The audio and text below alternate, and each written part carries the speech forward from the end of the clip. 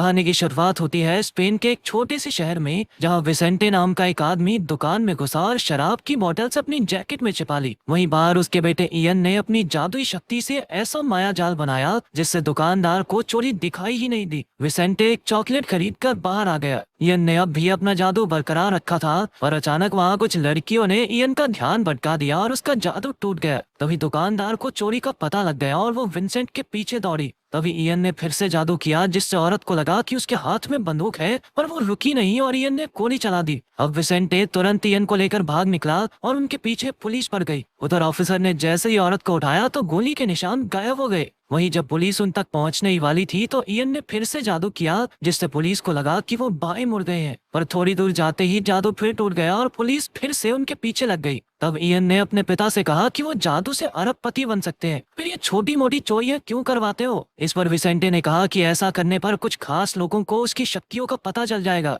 मगर ये लोग कौन हैं ये विसेंटे ने नहीं बताया। इसके बाद इयन ने एक और माया जाल बनाया, जिसमें पुलिस को लगा कि जोरदार बर्फ पड़ रही है और अचानक से उनकी गाड़ी पलट गई। ये सारी घटनाएं सीसीटीवी कैमरा में रिकॉर्ड होकर डॉक्टर एड्रियाना नाम की एक औरत तक पहुंची। अगली सुबह इयन और विसेंटे एक सुनसान समुद्री जहाज पर छिपे थे। यहाँ इयन को अपनी माँ का सपना आया जो अब इस दुनिया में नहीं थी। वो गाना गा रही थी और अचानक जोर से चिल्ला उठी। तभी इयन की आंख खुल गई और विसेंटे ने उसे जन्मदिन की बधाई दी। इयन भी बाहर घूमकर आम बच्चों की तरह जन्मदिन मनाना चाहता था, मगर विसेंटे ने मना कर दिया, जिस वजह से इयन गुस्से में अपने कमरे की खिड़की से भाग गया। शाम को एड्रियाना ने अपने आदमियों के साथ विसेंटे को ढूंढ लिया और बताया कि वो एजेंसी की तरफ से आई है। ऐसा लग रहा था मानो वो पहले से एक दूसरे को जानते हो। वो विसेंटे से इयन के बारे में जानना चाहती थी। तभी उसे खबर मिली कि इयन का पता लग गया है। इसके बाद एजेंसी के लोग इयन को अगवा करने पहुंचे। वहां पर सीवर नाम का एक आदमी मौजूद था, जिसके पास इयन जैसी ही शक्तियां थी। उसने इयन को बचाने की कोशिश की, लेकिन एजेंसी के लोगों ने उसकी शक्तियां ब्लॉक कर दी।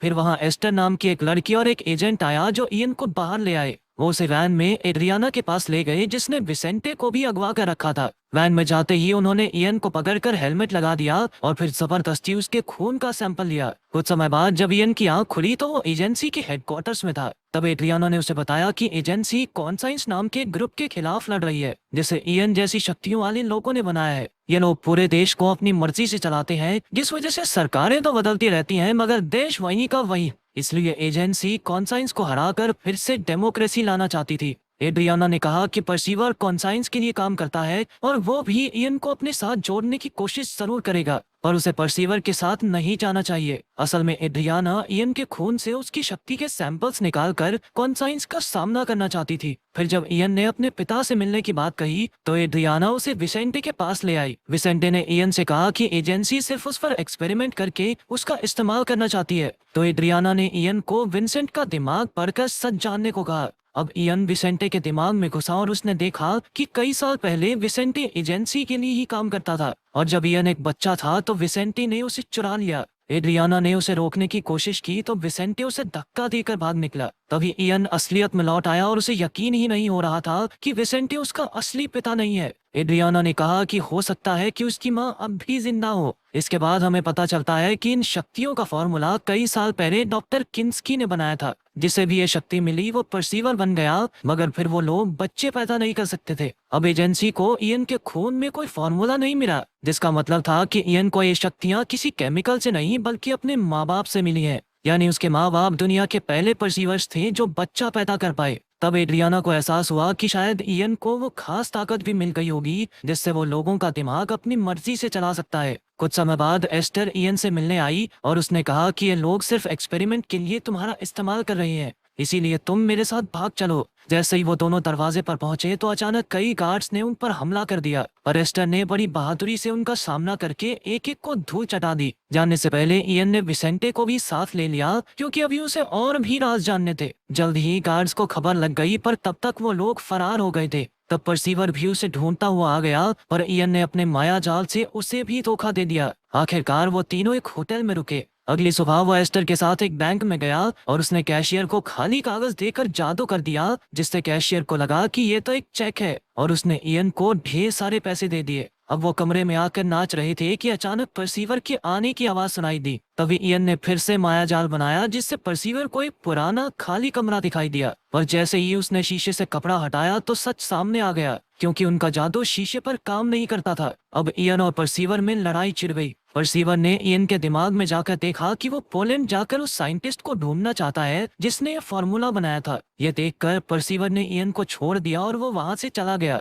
कुछ देर बाद विसेंटे आया और उसने इयन को बहुत डांटा, क्योंकि बैंक में चोरी की खबर हर जगह फैल गई थी। अब विसेंटे ने उसे दो रास्ते दिए, या तो वो अकेला अपने रास्ते पर जा सकता है या विसेंटे के साथ सुरक्षित जगह रहे। पर इयन उसे छोड़कर एस्टर के साथ पोलैंड चला गया। वहाँ एड्रियाना के एजेंट्स पहले ही उसके इंतजार में बैठे थे और अचानक से परसीवर ने उन्हें मार डाला। फिर इयन और एस्टर एक लैब में पहुंचे, जहाँ एक ऐसा कमरा था जो हूबहू उसके सपनों में दिखाई देता था। उसने एक दीवार पर वार किया तो एक खुफिया कमरा मिला, जहाँ प्रोजेक्ट अवेयरनेस नाम की किताब रखी थी। उसमें इयन की माँ की तस्वीर थी और तब ये खुलासा होता है कि इस फॉर्मूले को बनाने वाला साइंटिस्ट इयन का नाना डॉक्टर किन्स्की था, जिसने सबसे पहले अपनी बेटी पर ही ये फॉर्मूला आजमाया। उधर एड्रियाना फिर से विसेंटे से मिली और उसे इयन का पिता होने का फर्ज निभाने को कहा। इधर इयन ने देखा कि एस्टर परसीवर को भी अंदर ले आई थी। एस्टर कहने लगी कि ये उनके सारे सवालों का जवाब देगा, पर इयन ने उसकी एक ना सुनी और बंदूक निकाल ली। लेकिन परसीवर उससे डरा नहीं और उसे अपनी कहानी बताई। उसने बताया कि वो इयन का असली पिता है। कई साल पहले युद्ध के समय डॉक्टर किन्स्की ने यह फॉर्मूला बनाया था ताकि दुश्मनों के दिमाग को पढ़ा जा सके, और उसने ये शक्ति अपनी बेटी और परसीवर को दी। पर जब युद्ध खत्म हो गया तो सरकार ने ऐसी शक्ति वाले लोगों को खत्म करने का फैसला किया। आखिरकार सभी परसीवर्स ने अपना ग्रुप बनाया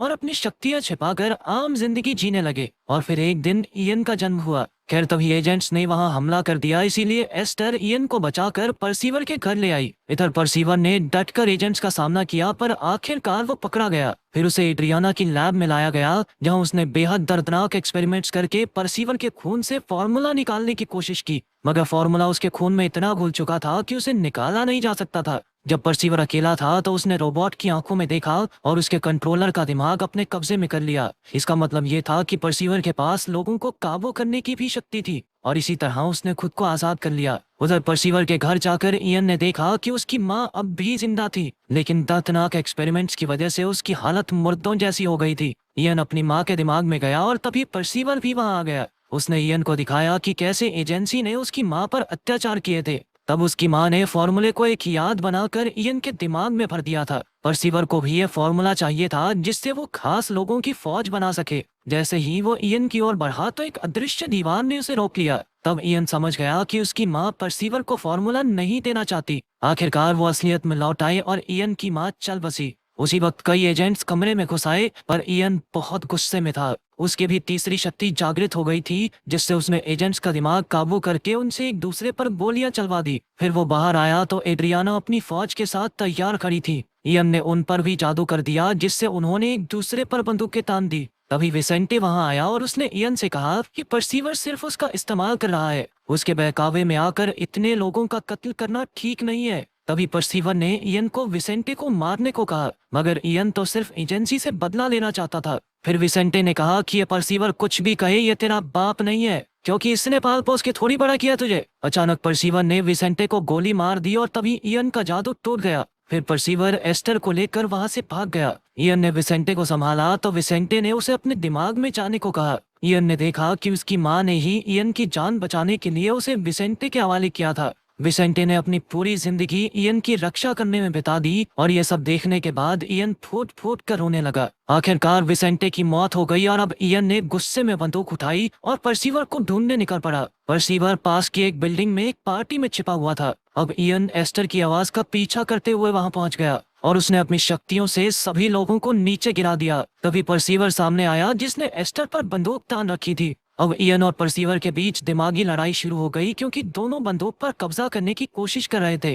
पर इयन की शक्ति थोड़ी कमजोर पड़ गई और परसीवर ने बंदूक उठा ली। फिर परसीवर ने लोगों पर काबू करके उनसे इयन पर हमला करवा दिया। इयन ने अपने पूरे दमखम से उनका सामना किया। जल्द ही उसने फिर से अपनी शक्ति से लोगों के सर पर बॉटल्स दे मारी। इधर से परसीवर भी हमलावर भेजता रहा और अंत में एक आदमी इयन का गला घोंटने ही वाला था कि अचानक एड्रियाना ने वहां आकर उसे गोली मार दी। अब परसीवर ने एस्टर को गोली मारने की धमकी दी तो एड्रियाना ने कहा कि वहाँ तो कोई है ही नहीं। असल में एस्टर सिर्फ परसीवर का बनाया हुआ एक माया जाल थी जो शुरुआत से लेकर अब तक सिर्फ इयन को ही दिखाई दे रही थी। यह देखकर उसका दिल फिर से टूट गया और वो रोने लगा। तब एस्टर ने उसे यकीन दिलाया कि इयन के लिए उसका प्यार सच्चा है। आखिरकार इयन ने गोली चला दी जो एस्टर के आर पार होकर सीधा परसीवर को लगी और वो मौके पर ही मारा गया। तब एस्टर दौड़कर इयन के गले लग गई। कुछ समय बाद इयन ने अपनी माँ और पिता विसेंटी के लिए कब्र बनवाई। तब एड्रियाना उससे मिलने आई और उसे अपने साथ चलने को कहा क्योंकि उसे किसी भी हालत में फॉर्मूला चाहिए था।